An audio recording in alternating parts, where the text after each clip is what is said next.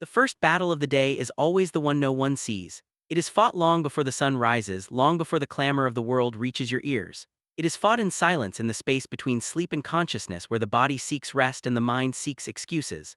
Most men awaken when the world demands it, when necessity forces them from comfort into action. But the warrior chooses differently. He rises not because he must, but because he understands that mastery begins with seizing the day before it begins to seize him. The first victory is claimed while others are still lost in the illusions of comfort. To wake before the world is not merely an act of habit, it is an act of authority. When your eyes open while the rest still slumber, your spirit stands apart from weakness.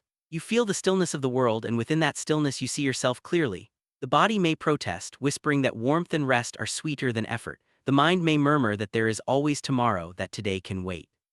But those whispers are the first enemies of discipline, the subtle temptations that define the difference between the ordinary and the exceptional.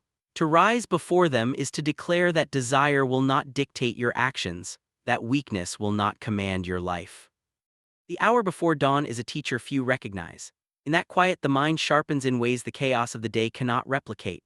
Thoughts settle, fears are exposed, and hesitation becomes visible in the corners of the soul. This is the moment when clarity emerges. When the body is still heavy with sleep and the mind is tempted to linger, discipline speaks most loudly. It is not an easy voice, nor is it soft, but it is unwavering. And it is in listening to it that the warrior begins to shape himself before the world can shape him. Every breath, every movement, every intention in that early hour becomes a declaration: I am in command. Many fail to understand that mastery begins not on the battlefield, not in moments of recognition, but in the unseen choices of ordinary days. Rising early is more than a ritual. It is the practice of dominance over self. Those who wait for external pressure to awaken them will always respond slowly to the challenges life presents. Those who choose to awaken before the world shows initiative, focus, and unshakable resolve. Each morning becomes a proving ground, a small battlefield where victory does not require swords or strategy, only the will to act. And each day that begins with conscious choice is a day that builds strength invisible to the eyes of others.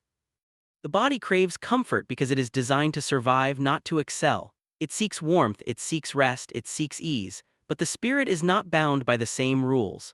The spirit grows through challenge, through discomfort, through conscious defiance of what is easy. The early hour is the time when the body still clings to slumber, yet the spirit can rise above it.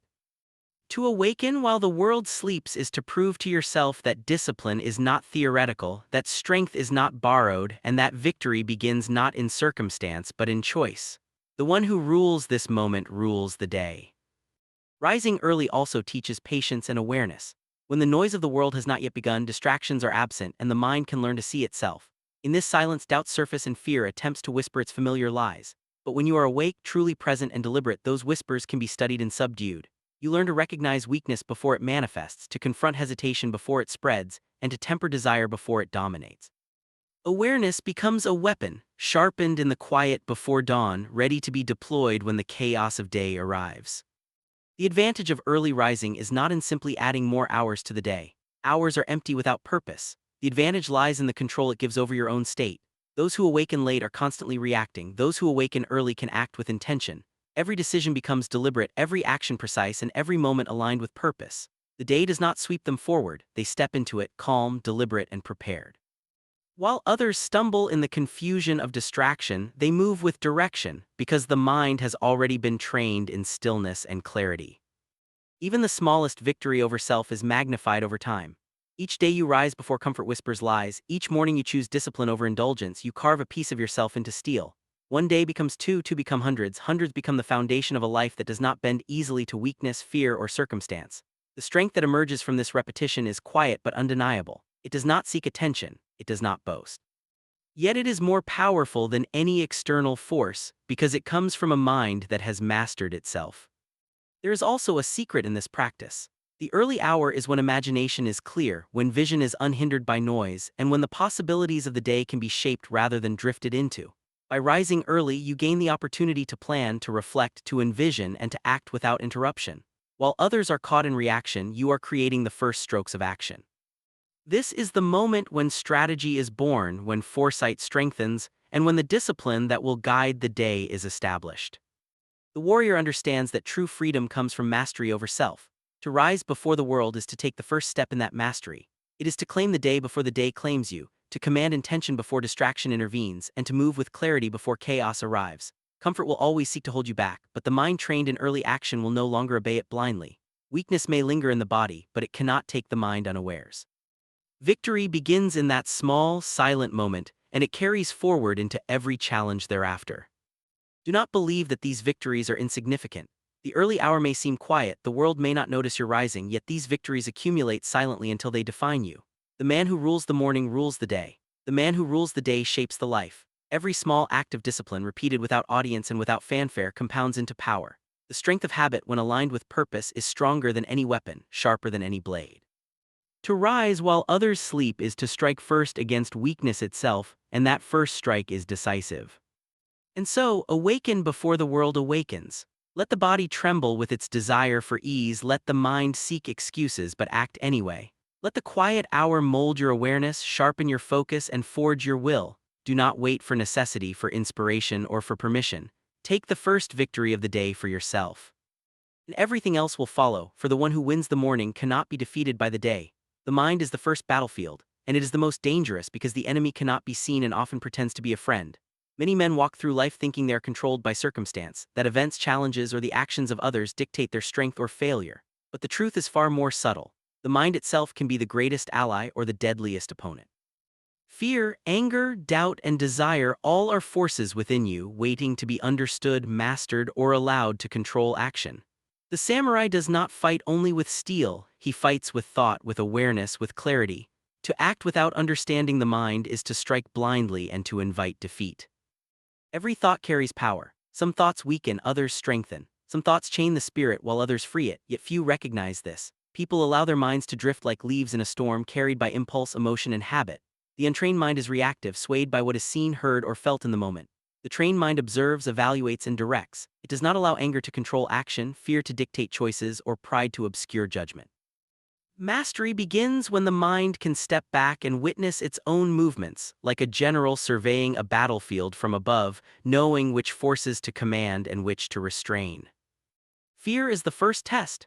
It rises in the chest, tightens the throat, clouds the judgment. Most shrink from it, believing that fear is to be avoided, that courage is the absence of it. But avoidance only strengthens it. True mastery lies in facing fear, examining it, understanding its shape and origin. Fear can be transformed into awareness, into caution, into energy. When the mind is trained, fear becomes a guide rather than a chain, revealing what is important, what requires attention, what must be approached with care. The one who understands fear controls it, the one who ignores it is controlled by it. Anger is no less dangerous. It surges like fire, demanding release, seeking to punish, to dominate, to destroy. The undisciplined mind acts impulsively on this fire, striking when it should wait, speaking when it should remain silent, moving when stillness would be stronger. The disciplined mind studies the flame, understanding its fuel and its direction. It channels anger into precision, into energy, into clarity. A thought refined by discipline is sharper than steel. It does not wound indiscriminately but strikes with purpose. The one who allows anger to dictate action becomes the instrument of chaos. The one who governs it becomes the instrument of power. Doubt is perhaps the most insidious of enemies. It is quiet, subtle, often masquerading as caution or reason. It whispers that the path is too difficult, that the effort is futile, that others are stronger, faster, or wiser. Many succumb to this whispering, halting movement, delaying action, retreating into comfort. The disciplined mind recognizes doubt for what it is, a shadow, not a law. It examines its source, tests its validity, and then chooses action regardless of uncertainty. Doubt cannot be removed. It can only be understood and subordinated to the higher purpose of deliberate action.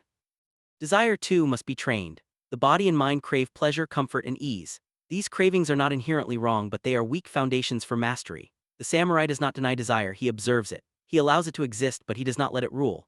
The mind that surrenders to desire becomes reactive, impulsive, and inconsistent.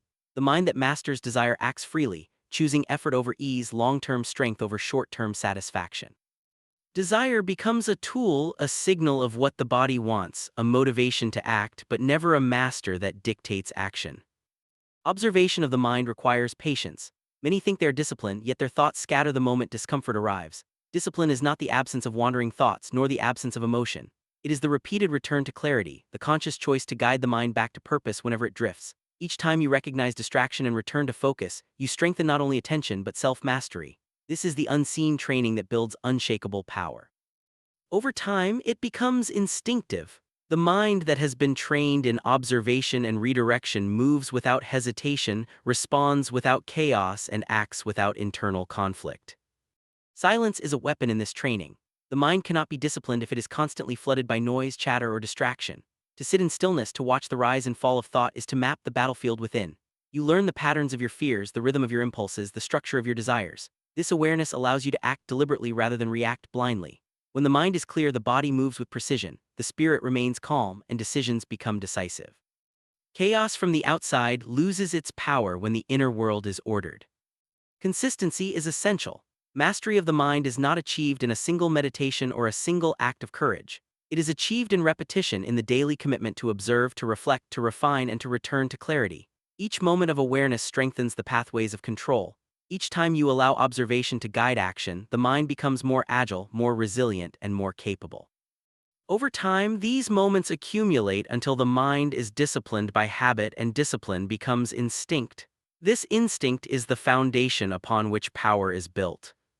The mind also requires honesty. You must see your own tendencies, your own weaknesses, and your own tendencies to surrender to distraction or fear. The warrior does not flatter himself with illusions of strength. He studies himself with unflinching clarity, accepting what is true and acting to improve what is weak. The disciplined mind does not ignore reality, it shapes itself according to reality. Each thought is measured, each response intentional, each act aligned with purpose. The mind becomes the master of circumstance rather than its slave. Finally, mastery of the mind allows the warrior to act freely. He is not ruled by external forces nor by internal chaos. The mind that has been trained, observed, and directed becomes the source of decisive action. It is aware of danger but not paralyzed by it, conscious of desire but not enslaved by it, alive to opportunity but not distracted by it. Strength begins within, and without this inner mastery, all weapons, strategies, or external advantages are insufficient. To train the mind like a samurai is to claim the first victory in every battle, even before the first strike is made. And so, guard your thoughts as you would guard a fortress, observe them, shape them, and direct them with intention. Let no fear, doubt, anger, or desire rule your action. Let your mind be calm, clear, and unshakable, for when the mind is disciplined, the body and spirit follow, and the path to victory becomes inevitable. Strength is never given. It is earned through struggle, through the deliberate choice to endure what others flee. Comfort is a seductive enemy, softening the body, dulling the mind, and blinding the spirit to the lessons hidden in hardship. Many walk through life seeking ease, avoiding discomfort, and calling it wisdom.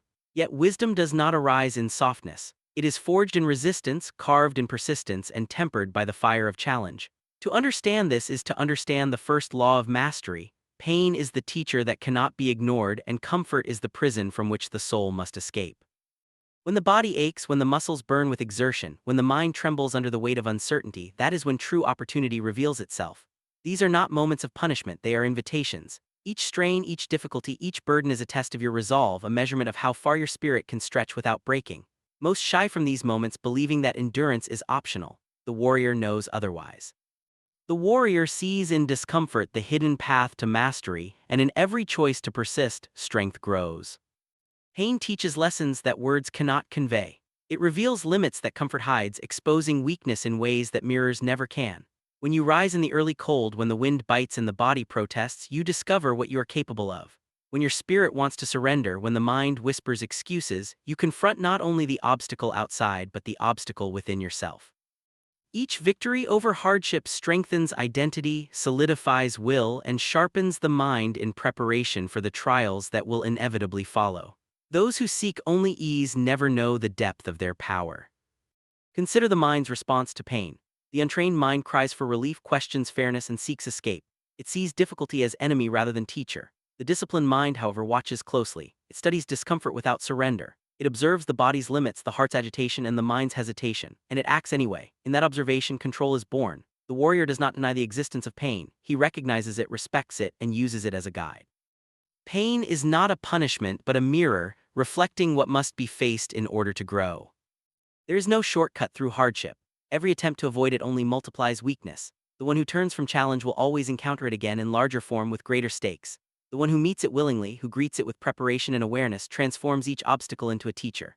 Repetition is the path. Each time the body pushes further than it has before, each time the mind chooses effort over comfort, each time the spirit refuses surrender, the warrior becomes stronger.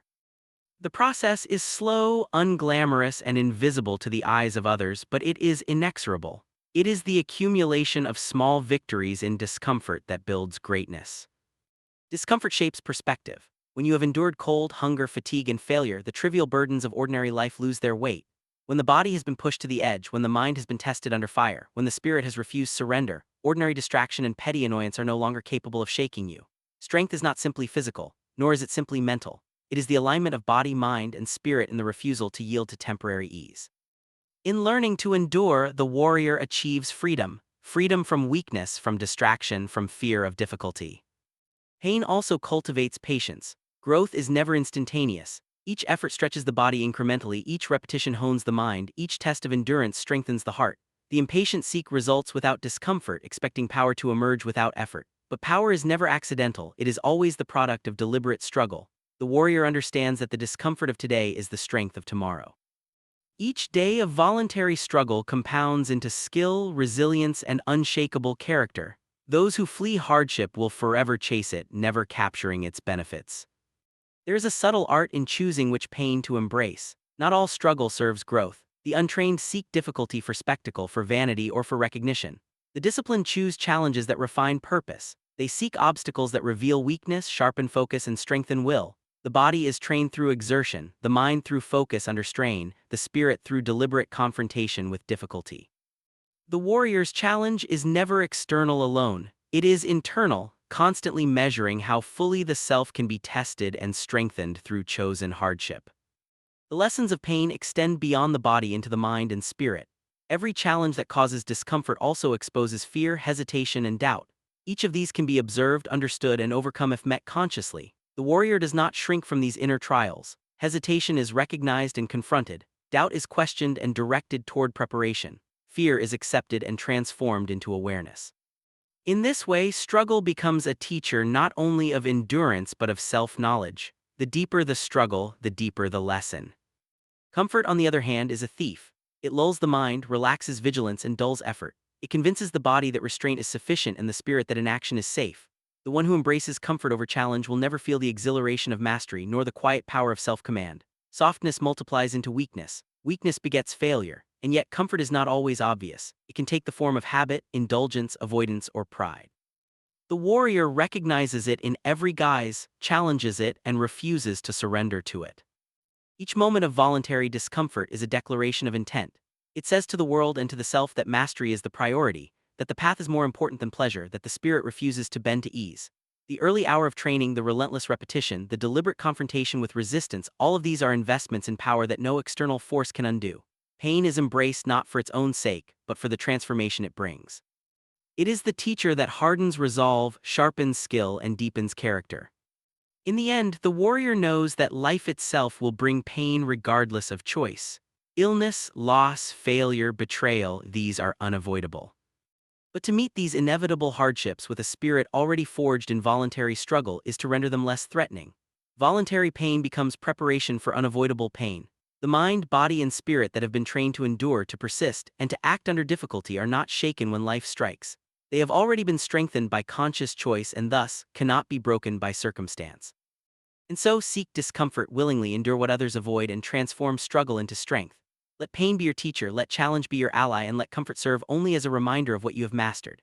Those who flee hardship will remain weak, those who embrace it will rise above. And in this way, the path of the warrior becomes clear, for true power is never found in ease but in the relentless pursuit of strength through deliberate struggle.